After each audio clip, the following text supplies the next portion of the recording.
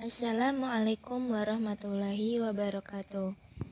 Perkenalkan, saya Ainun Sofia, NIM 313002101 dari Prodi Sistem Informasi, Fakultas Ekonomi Bisnis dan Teknologi Digital, Universitas Nahdlatul Ulama Surabaya. Di sini saya akan mempresentasikan mengenai komunikasi antar proses dan traits pada mata kuliah Sistem Operasi semester 2. Baiklah, penjelasan materi pertama yaitu proses. Proses adalah keadaan ketika sebuah program sedang dieksekusi. Saat komputer berjalan, terdapat banyak proses yang berjalan secara bersamaan. Sebuah proses dibuat melalui sistem call-create, proses yang membentuk proses turunan atau child process, yang dilakukan oleh proses induk atau parent process. Proses turunan tersebut juga mampu membuat proses baru, sehingga semua proses ini pada akhirnya membentuk pohon proses. Ketika sebuah proses dibuat, maka proses tersebut dapat memperoleh sumber daya seperti waktu CPU, memori, berkas, dan perangkat I/O. Sumber daya ini dapat diperoleh langsung dari sistem operasi, dari proses induk yang membagi-bagikan sumber daya kepada setiap proses turunannya, atau proses turunan dan proses induk berbagi sumber daya yang diberikan sistem operasi. Pengelolaan proses.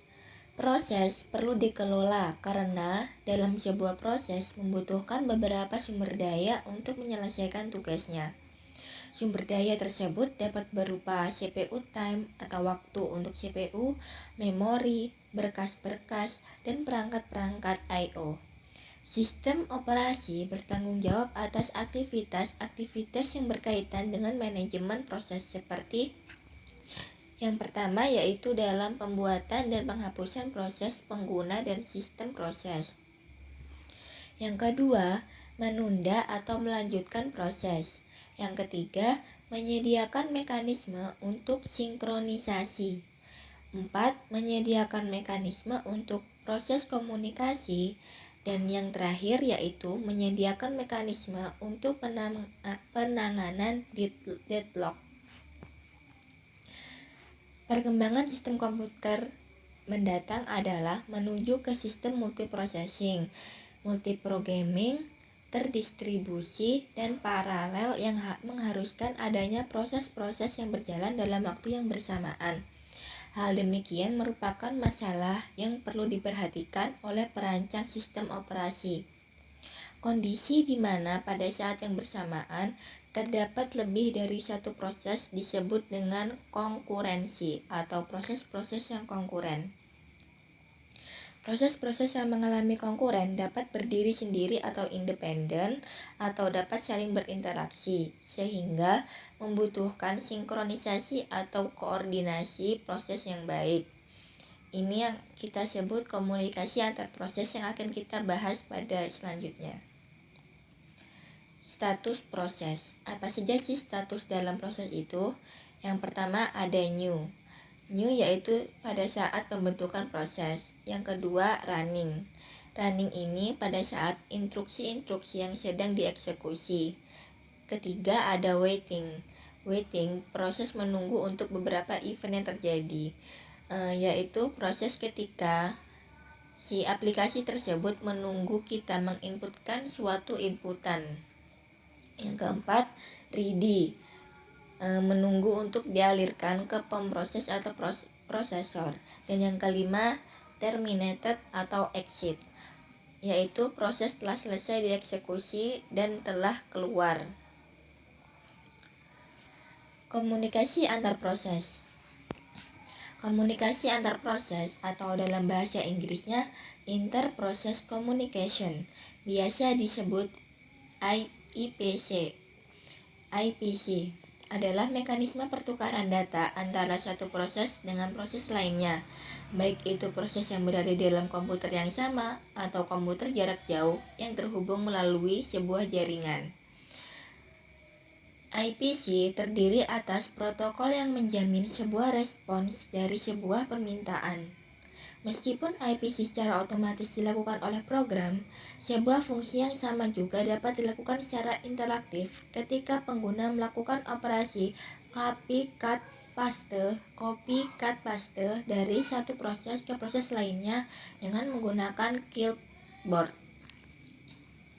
Jadi saat kita mengcopy-paste suatu kalimat atau suatu kata-kata dari internet ke dokumen Word kita, itu merupakan suatu bentuk komunikasi antar proses.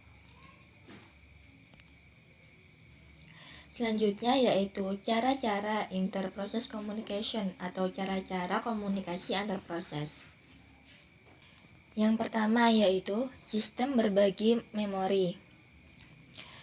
Sistem berbagi memori atau yang disebut juga sebagai shared memory system yaitu salah satu cara komunikasi antar proses mengalokasikan suatu alamat memori untuk dipakai berkomunikasi antar proses. Pada cara ini, pembuat program menentukan alamat dan besar memori yang diperlukan.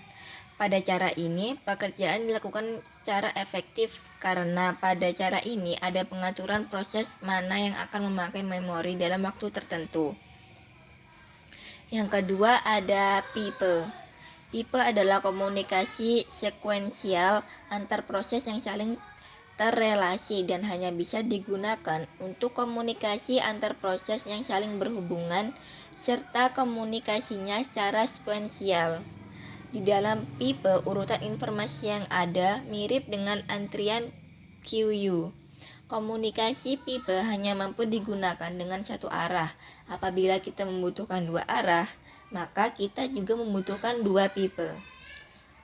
Yang ketiga, sistem berkirim pesan. Sistem berkirim pesan adalah proses komunikasi antar bagian sistem untuk membagi variabel yang dibutuhkan. Proses ini menyediakan dua operasi yaitu mengirim pesan dan menerima pesan. Macam-macam interprocess communication. Yang pertama, komunikasi secara langsung. Dalam komunikasi langsung ini, setiap proses yang ingin berkirim pesan harus mengetahui secara jelas dengan siapa mereka akan berkirim pesan. Hal ini dapat mencegah pesan salah terkirim ke proses yang lain. Karakteristiknya antara lain, link dapat otomatis dibuat. Sebuah link berhubungan dengan tepat satu proses komunikasi berpasangan. Di antara pasangan itu, terdapat tepat satu link. Link tersebut biasanya merupakan link komunikasi dua arah. Kedua, komunikasi tidak langsung. Berbeda dengan komunikasi langsung, jenis komunikasi ini menggunakan sejenis kotak surat atau port yang memiliki ID unik untuk menerima pesan. Proses dapat berhubungan satu sama lain jika mereka membagi port mereka. Karakteristik komunikasi ini antara lain, link hanya terbentuk jika beberapa proses membagi kotak surat mereka. Sebuah link dapat terhubung dengan banyak proses. Setiap pasang proses dapat membagi beberapa link komunikasi. Link yang ada dapat merupakan link terarah ataupun link yang tidak terarah. Contoh dari kasus komunikasi antar proses yaitu ada contoh dari komunikasi langsung, yaitu ketika kita mengirim ke sebuah device P sebuah pesan, lalu mengirim sebuah pesan ke proses P, dan juga kita menerima pesan Q, menerima sebuah pesan dari proses Q. Contoh dari komunikasi tak langsung, yaitu saat kita proses mengcompile dan merun sebuah program Java di CMD. Pada saat proses compile, CMD mengecek dan mengirim pesan yang tak terlihat kepada port Notepad++ apakah program Java ada kesalahan atau error apa tidak. Setelah proses pemanggilan itu, Notepad++ mengirim balasan pesan atau feedback ke CMD berupa informasi ada apa tidaknya error program. Jika tidak ada error, maka proses komunikasi akan berlanjut hingga pengeranan. Dalam proses ini, ada ID khusus yang digunakan. Misalnya, proses pemanggilan atau compile pada setiap bahasa pemrograman berbeda itu menunjukkan ID yang berbeda pula. Yang kedua, kita masuk ke materi threads. Thread atau kadang kita sebut proses ringan atau lightweight adalah unit dasar dari utilisasi CPU. Di dalamnya terdapat ID thread, program counter, register, dan stack, dan saling berbagi dengan thread lain dalam proses yang sama. Secara informal, proses adalah program yang sedang dieksekusi. Sedangkan proses itu ada dua jenis, yaitu proses berat atau heavyweight atau biasa dikenal dengan proses tradisional, dan proses ringan atau kadang disebut thread. Thread saling berbagi bagian program, bagian data, dan sumber daya sistem operasi dengan thread lain yang mengacu pada proses yang sama. Thread terdiri atas ID thread, program counter, himpunan register, dan stack. Dengan banyak kontrol thread, proses dapat melakukan lebih dari satu pekerjaan pada waktu yang sama. Keuntungan dari thread yaitu sendiri. Yang pertama yaitu tanggap. Multithreading mengizinkan program untuk berjalan terus walaupun pada bagian program tersebut diblok atau sedang dalam keadaan menjalankan operasi yang lama atau panjang. Sebagai contoh, multithread web browser dapat mengizinkan penggunanya berinteraksi dengan suatu thread ketika suatu gambar sedang di-load oleh thread yang lain. Yang kedua yaitu pembagian sumber daya. Secara default, thread membagi memori dan sumber daya dari proses. Keuntungan dari pembagian kode adalah aplikasi mempunyai perbedaan aktivitas thread dengan alokasi memori yang sama. Yang ketiga, ekonomis. Mengalokasikan memori dan sumber daya untuk membuat proses adalah sangat mahal. Alternatifnya, karena thread membagi sumber daya dari proses, ini lebih ekonomis untuk membuat threads.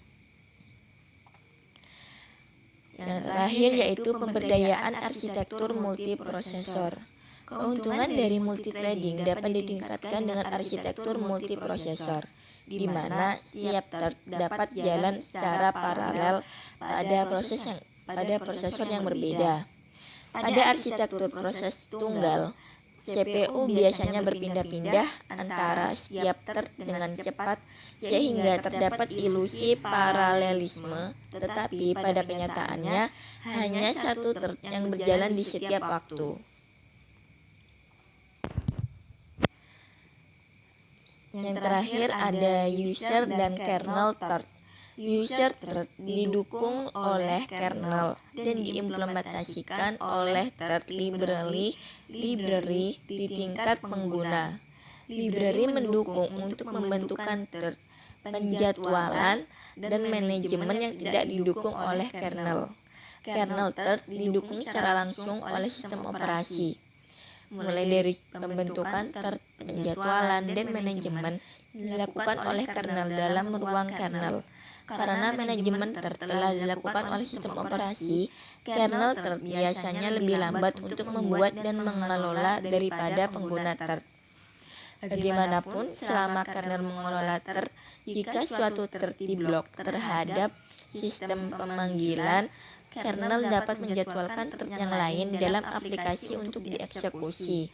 Juga di dalam lingkungan multiprosesor, kernel dapat menjadwalkan thread dalam prosesor yang berbeda. Misal pada Windows NT, Solaris, dan Digital Unix adalah sistem operasi yang mendukung kernel thread. Thank you, demikianlah presentasi dari saya mengenai komunikasi antar proses dan thread. Jika ada salah kata atau salah dari penjelasan yang saya paparkan tadi, saya mohon maaf dan mohon koreksinya. Sekian dari saya, wallahul muwaffiq ila aqwamit thoriq. Wassalamualaikum warahmatullahi wabarakatuh.